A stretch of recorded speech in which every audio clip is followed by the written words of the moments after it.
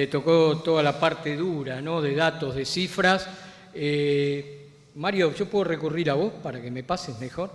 Bueno, y a mí un poco tratar de interpretarlas o bueno, de que las interpretemos juntos o de que pensemos en voz alta juntos, porque ¿de qué nos sirve todos estos datos y todas estas cifras que nosotros compilamos concretamente a partir de algo que nosotros sentíamos que adolecía al mercado, que era justamente de contar con datos y estadísticas compiladas, históricas, a las que se pudieran recurrir para tomar decisiones? ¿Y para qué sirven justamente estos datos, estas cifras? Y más que nada para anticipar tendencias. Ante una determinada circunstancia que puede ser externa o que puede ser interna al sector, revisar hacia atrás cómo funcionó históricamente y ver si ahora están dadas las mismas condiciones como para que vuelva a replicar esa misma situación, ¿sí? O sea, que vuelva a accionar de la misma manera o no, o pueda cambiar. Concretamente hemos, dentro de la Argentina, sufrido muchas crisis, muchas circunstancias cambiantes. No se nos puede pecar, no pecamos justamente de poca flexibilidad dentro de todos los ámbitos, me refiero, no solo dentro del ámbito inmobiliario, dentro de lo económico, dentro de lo político, dentro de lo social. Digamos, hemos cambiado muchas veces y muy drásticamente y bueno, siempre nos hemos rehecho de alguna manera y vuelto a andar. Y yendo justamente a eso, yo quiero que veamos comparativamente, Germán dijo precios, costos, rentas, ver cómo evolucionaron algunos indicadores desde hace unos 15 años atrás. Sí, justamente esto, ver de qué manera después nos sirve para tomar decisiones o para justamente argumentaciones o fundamentaciones para la inversión inmobiliaria, a veces de manera favorable y a veces que no resultan tan favorables para la inversión en un determinado momento. Pero lo importante es verlo, lo importante no es negarlo. Me parece que es malo tratar de taparlo. Me parece que no es conducente no reconocer lo que pasa, porque eso justamente hace que las soluciones tarden más en llegar, ¿sí? Porque justamente se disimula el diagnóstico, no se toman las medidas que deberían tomarse o las decisiones que deberían tomarse, y justamente por ahí las recuperaciones y demás pueden alargarse debido a eso. Así que bueno, ante todo, digamos, yo lo que voy a decir es a título obviamente personal y como analista, como decía, desde el punto de vista como director de reporte inmobiliario y como responsable también de la edición y de los datos y de las cifras. Por eso quería que viéramos, bueno, no, ese justamente el anterior. O sea, ¿qué son esta serie de datos? Sí, que vemos ahí en líneas. Justamente la comparación de distintas variables, de distintos indicadores, de cómo fueron evolucionando periodo a periodo desde diciembre del 2001 hasta, algunos casos, marzo y otros febrero de este 2015. ¿Y cómo lo hicimos y cómo hacemos esta comparación? Todos sabemos, o algunos sabemos, otros, gente más joven, digamos, ya vamos a tener que empezar a acostumbrarnos a que no es tan reciente el 1 a 1 o la última crisis que vivimos en el 2002, sino que ya fue hace casi 15 años, pero en diciembre del 2001 un dólar era igual a un peso. Entonces hicimos base 1, diciembre del 2001. Entonces a partir de esa base 1, que un dólar valía un peso, hoy nosotros sabemos que un dólar está en el mercado oficial alrededor de 8,75 y sabemos que un dólar está en el mercado blue, negro, gris, como se lo quiera llamar, marginal, ilegal, entre 12,70 a 13 pesos. ¿Sí? ¿Ok? Ya tenemos esa referencia. Entonces, eso pensando en pesos. De un dólar igual a un peso, pasó a valer $13 en pesos, ¿sí? Más o menos, en dólar marginal. Entonces, comparemos qué pasó con otras variables, ¿sí? Cómo fueron evolucionando esos otros indicadores. Y para no ver toda la historia, que después sí podemos ver y detenidamente cada uno de estos periodos y ver cuál fue más volátil, cuál tuvo una tendencia más estable, ¿sí? Que no la revirtió prácticamente. Pero vamos a ir a ver el final de la película, el último dato con respecto a diciembre del 2001. ¿Y qué pasó? Lo que yo decía, el dólar oficial pasó a 8,75, el dólar blue a 12,90. El IPC, la inflación medida por el INDEC hasta el año 2006, y a partir de 2006 nosotros empalmamos directamente este indicador a partir de San Luis. ¿Sí? O sea que esa inflación está medida hasta ese periodo por INDEC y después directamente a partir del indicador de San Luis. Pasó 11,98, ¿sí? O sea, eso fue la inflación teóricamente, y la de salario medido por este indicador. ¿Cómo evolucionaron los salarios? De 1 a 14, en pesos siempre. ¿Y cómo evolucionó el costo de la construcción? A partir de la CAC, este indicador, costo de la construcción de la CAC, lo que se pagaba $1, hoy hay que invertir 21,89.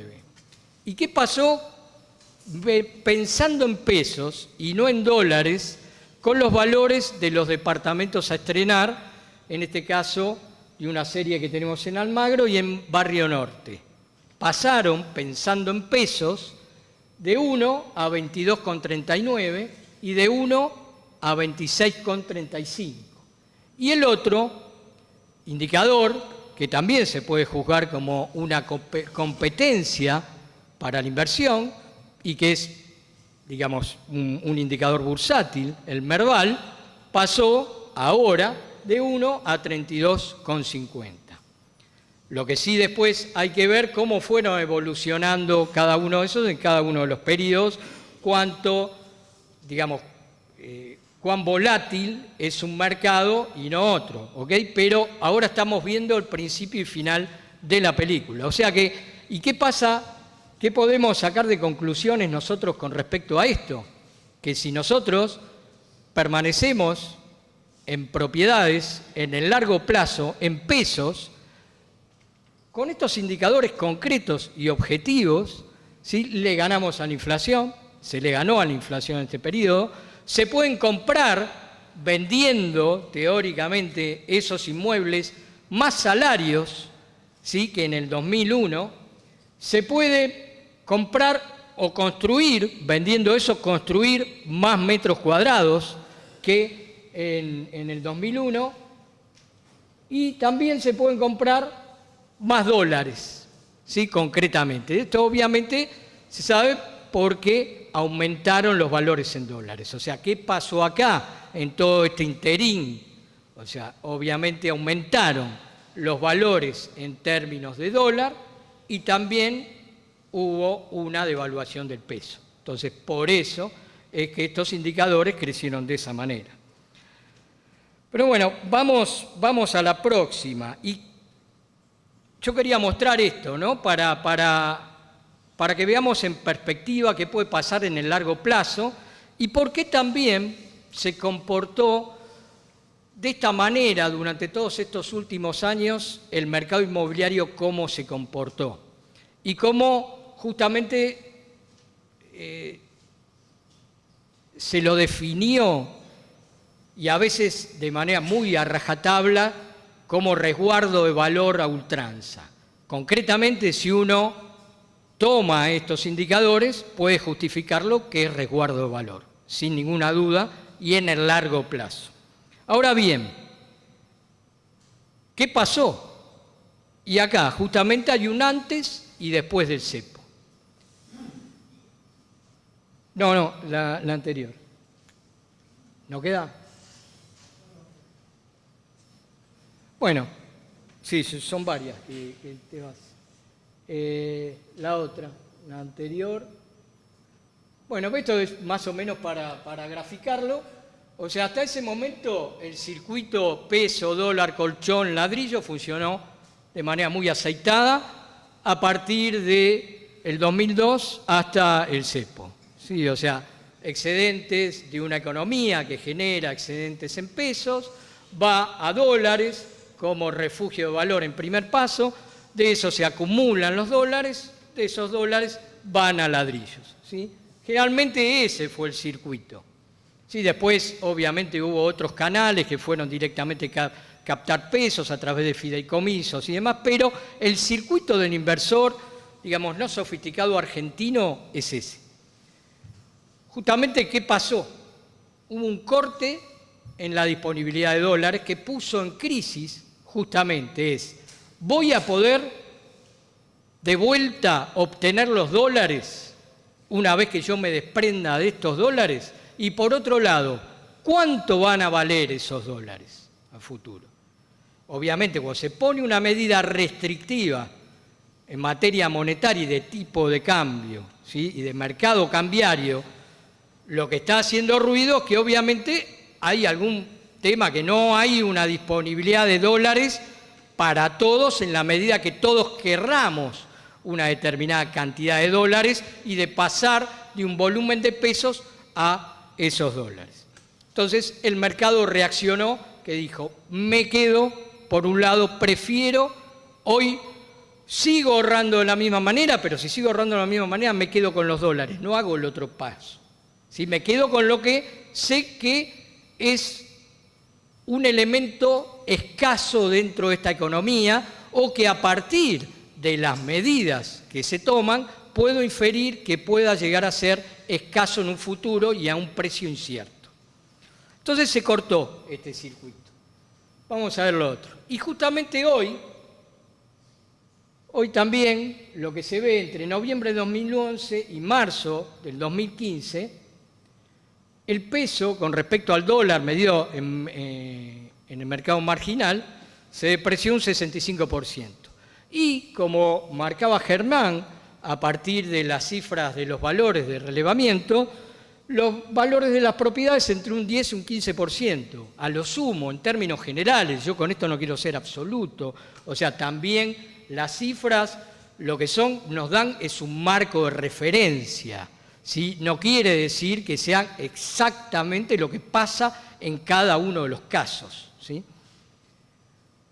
Entonces, justamente el tenedor de dólares también ve esta situación y justamente ante esta situación se retiene, esta situación de incertidumbre en cuanto a el reacomodamiento de los precios relativos. Por un lado, de la moneda en sí y por otro lado, del valor del ladrillo medido en dólares, ¿sí? Una distorsión, ve una distorsión y entonces el que puede y el que lo tiene ve, digamos, sumado a la otra cuestión que tiene que ver con la restricción al acceso libre del mercado de cambio, lo retiene. Y vamos a ver entonces también a pensar de vuelta quién fue y quién que dominó la demanda en estos últimos años y quién puede ser hoy también demanda concreta de inmuebles a partir de los ingresos. A partir de una pirámide de ingresos vemos que justamente los únicos que estarían hoy en condiciones de participar del mercado inmobiliario es ese 5,5% o a lo sumo un 6%, digamos, la parte superior del C2. ¿Sí?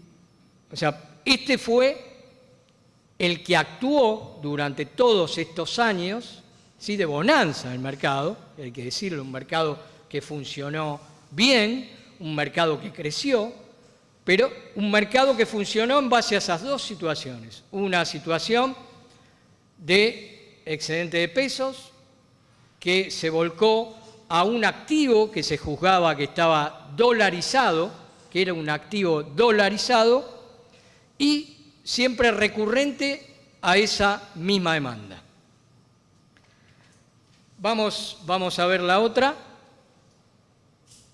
Y bueno, justamente esta fue la demanda que todavía no se incluyó, ¿sí? O sea, la demanda que podría incluirse, la demanda que no puede actuar porque lo que necesita son condiciones de financiación, ¿sí? De crédito hipotecario. Acá esto refleja una relación de qué porcentaje insume la cuota del salario medio. Entonces podemos ver que, por ejemplo, en Palermo o en Caballito, por ejemplo, de un salario medio, la cuota insume medio de la ciudad de Buenos Aires registrado.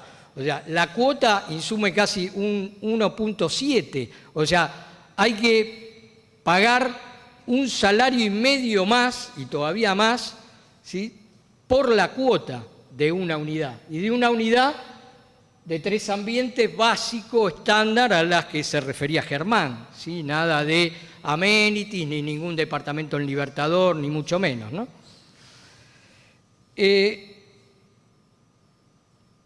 ¿Y cómo actuó la demanda? O sea, sabemos que la demanda actuó, una demanda inversora durante todos estos años, que esto se cortó a partir del cepo. Esto no es nuevo, hace 3 años y pico que venimos sufriendo estas consecuencias, por eso el mercado está ajustando por cantidad muy fuertemente estas cifras que dio Germán de escrituras. Pero ¿qué es lo que está buscando la demanda hoy, el último año? Acá nosotros recurrimos para saber, por ejemplo, concretamente lo que está buscando la demanda, veamos la otra, a partir de los datos del buscador de inmuebles, a partir de las búsquedas, en este caso las búsquedas, las visitas, ¿sí? Acá no son consultas sino visitas. Acá esto refiere en el último año a más de 1 millón de impresiones que se tuvieron sobre los distintos avisos y justamente por un lado dónde busca. Y ahí vamos a caracterizar de vuelta al mercado inmobiliario actual o al mercado inmobiliario con el cual se vino manejando y que también es el actual, porque esta demanda es la actual, que es una demanda muy concentrada todavía. ¿Dónde está buscando? En Palermo, en Belgrano, Caballito, Recoleta, Villa Urquiza y Villa Crespo. Esto para comprar. Veamos qué pasa con alquiler. Y en alquiler también vemos que se repiten, por ahí cambiando la ubicación, los distintos barrios, pero los mismos barrios se repiten. O sea, ¿qué quiere decir? Que la gente está buscando vivir o invertir en determinados lugares de la ciudad. O sea que hay una fragmentación muy fuerte dentro del mercado inmobiliario en cuanto a localización. No quiere decir esto que no se pueda vender propiedades en Paternal, ¿sí? Pero ¿dónde quiere hoy la mayoría o el mayor porcentaje de gente vivir o invertir? Bueno, básicamente en estos barrios.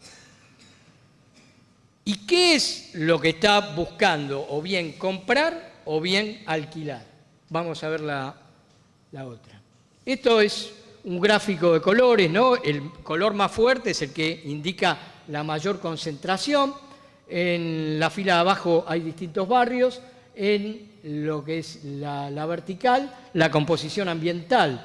Bueno, en alquiler, Palermo 2 ambientes. Parece que hoy es que tiene 2 ambientes. Palermo, listo, es un cheque, se alquila al toque inmediatamente, porque la demanda busca eso, lo que más busca, ¿sí? Después podemos ver que en Belgrano también están buscando 2 ambientes, en menor medida también en Recoleta, ¿sí? Pero lo que más, 2 ambientes en esos barrios. Pero para comprar es el de abajo. También busca en Palermo mucho. Pero fíjense acá cómo empieza a tener también el mismo color o la misma intensidad el de 2 ambientes, el de 3 y el de 4. O sea que la gente para comprar está buscando también para recambio. O sea, muchos de esos de 3 y de 4 y demás. Es distinto el mercado que está buscando y concentrado siempre en las mismas localizaciones pero que está buscando productos diferentes también o adicionalmente otros productos para la venta o para la compra que para el alquiler.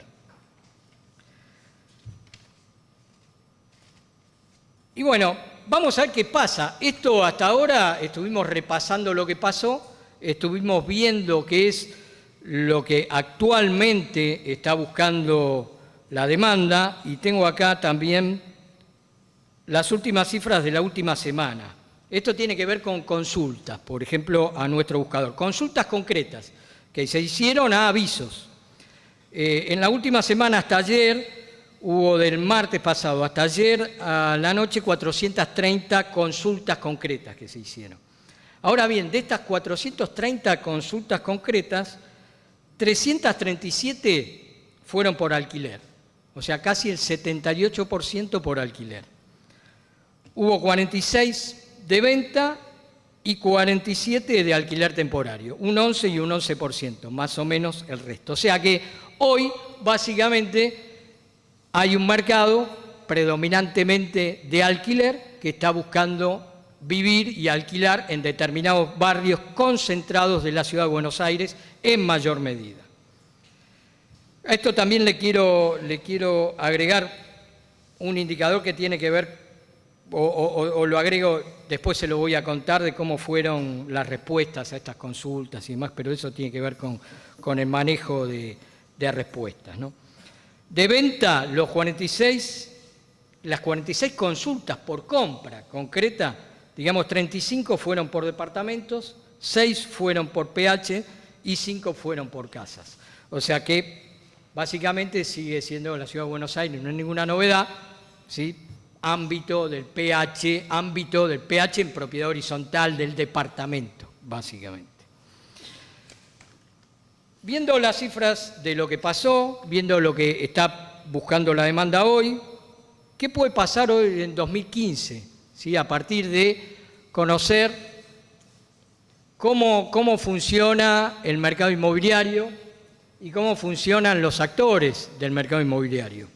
Constantemente decimos, escuchamos y lo afirmamos, ¿sí? Que el precio o el valor, ¿sí? Es el punto de encuentro entre la oferta y la demanda.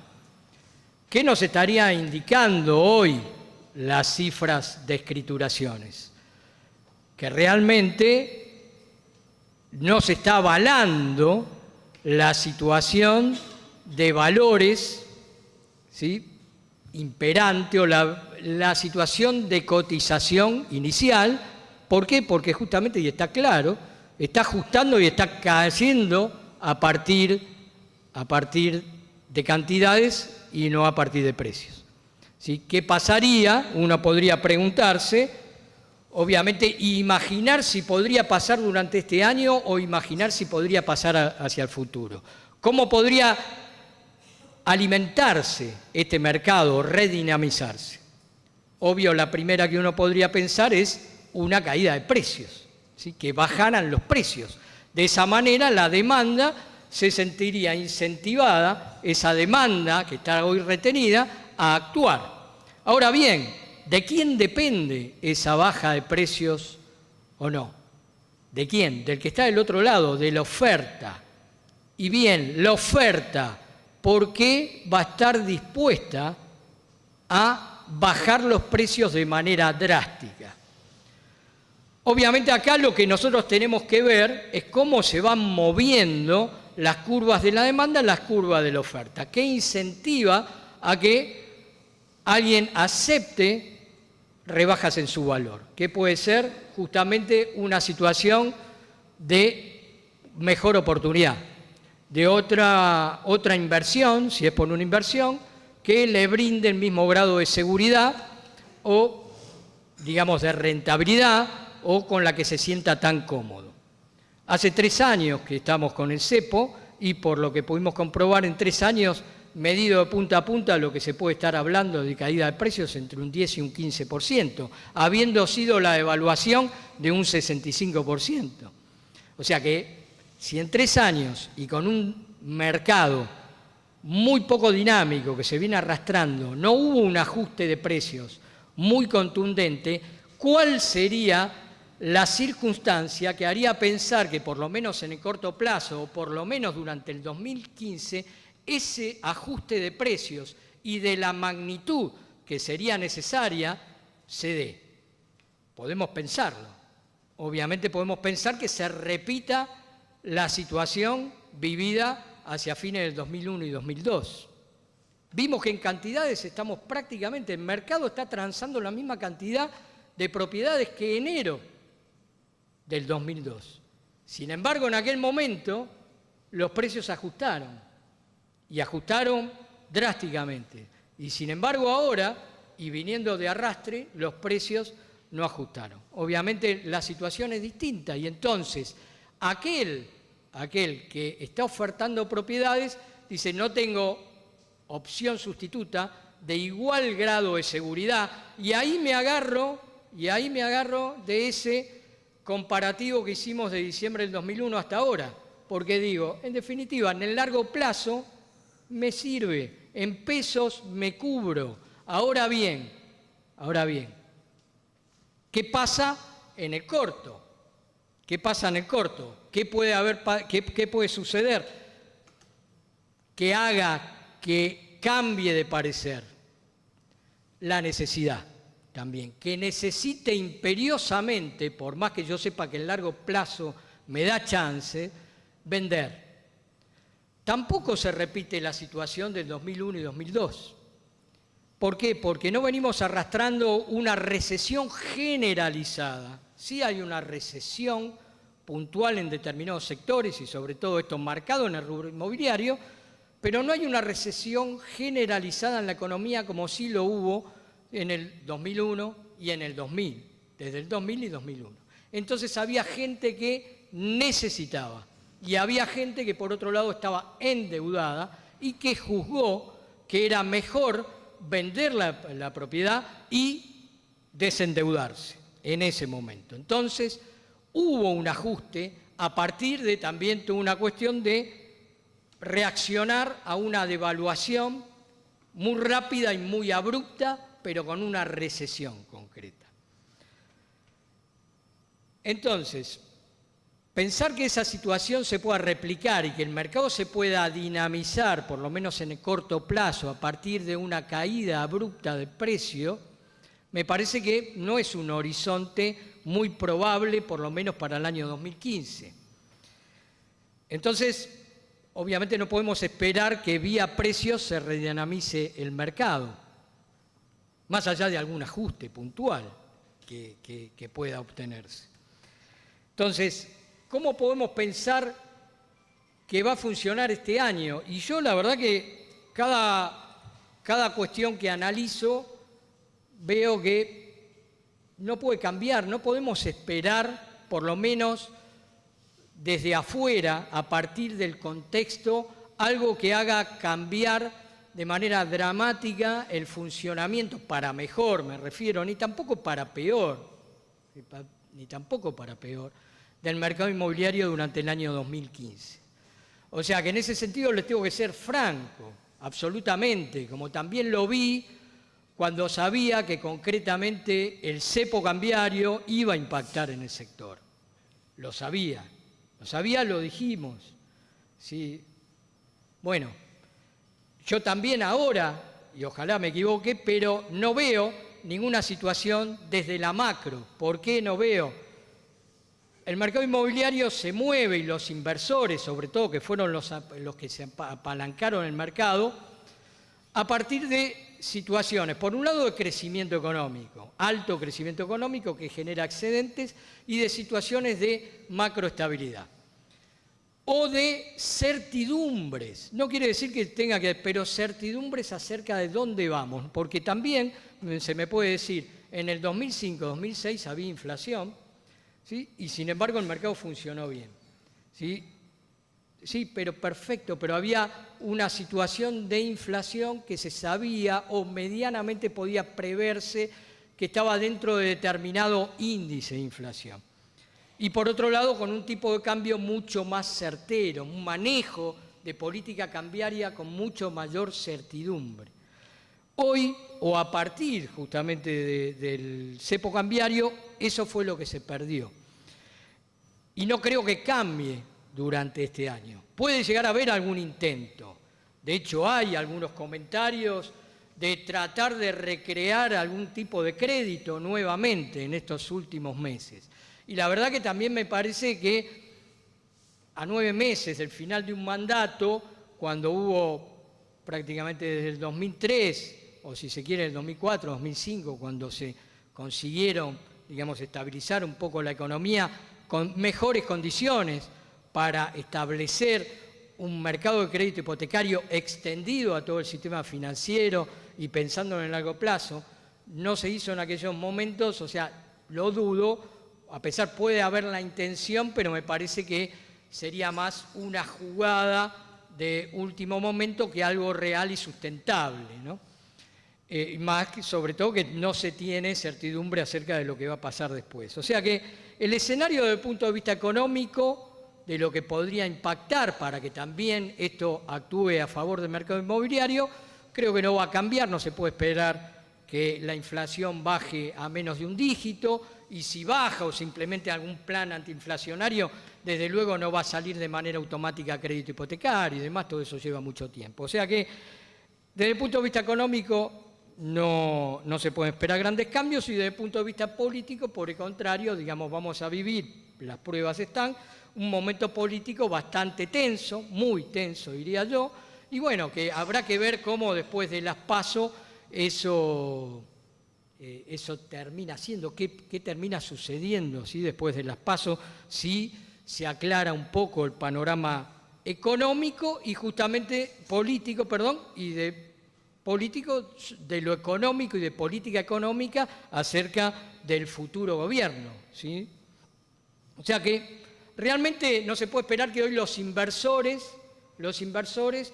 vengan y de la mano de los inversores se puedan recrear este mercado. Tampoco a partir de un crédito hipotecario, ni tampoco por ingreso, porque también cómo podría ampliarse la demanda a partir de ingresos en las rentas, a partir de un fortísimo crecimiento económico que se diera, que esto generara, digamos, un crecimiento en las rentas y en los ingresos fenomenal, y que tampoco estos son cuestiones de corto plazo. O sea que tampoco podemos pensar que pueda venir de ese lado una reactivación. Entonces, ¿de dónde o a qué tenemos que recurrir? Y bueno, yo creo que acá lo que hay que recurrir es mirarse puertas para adentro, mirar dónde está uno parado, ver y entender cada vez mejor dentro de qué mercado cada uno está actuando, más allá del mercado general, ¿sí? Inmobiliario, más allá de estas cifras de escrituras y estas cifras generales que se ven, ver particularmente dentro de qué mercado se está actuando, ver con qué proyección se va a trabajar concretamente este escenario y con qué proyección se va a establecer que se va a seguir trabajando en 2015 y 2016. Creo concretamente que este es un año, yendo a la final, por ahí para repensar también algo que yo les comentaba el año pasado, cuando hace exactamente un año daba la charla, la última, vayamos, si pues. Me parece que hay que mirar para adentro las variables intrínsecas en las que uno se puede mover concretamente y ver cómo está funcionando con respecto a este nuevo ciclo del mercado, y si el mercado a futuro se va a reactivar de la misma manera o puede llegar a haber otra dinámica de mercado. Por un lado, con qué recursos humanos contamos y si esos recursos humanos están decididamente hoy preparados para funcionar bien en este mercado, y si no, ver de qué manera los aplico a esta situación de mercado. La capacitación, lo que estamos haciendo acá, y lo que se hace pensar en voz alta, porque estos ámbitos son muy útiles y creo que más útiles en estos momentos de crisis, ¿sí? En los que justamente son fundamentales. Y por otro lado, la tecnología. el utilizar la tecnología o los medios, y con esto tiene que ver con los cambios. Primero hay que aceptar los cambios que se van dando dentro del mercado que nos vienen de afuera.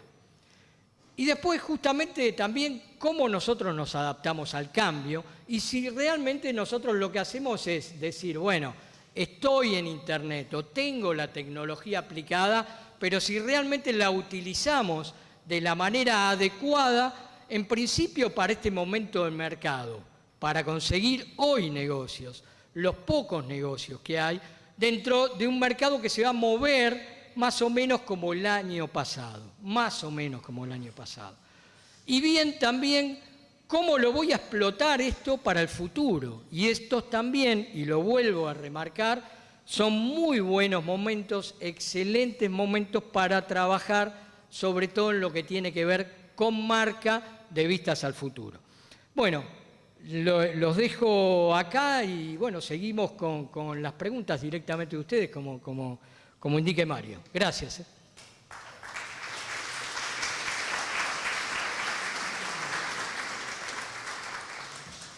No sé si hay preguntas.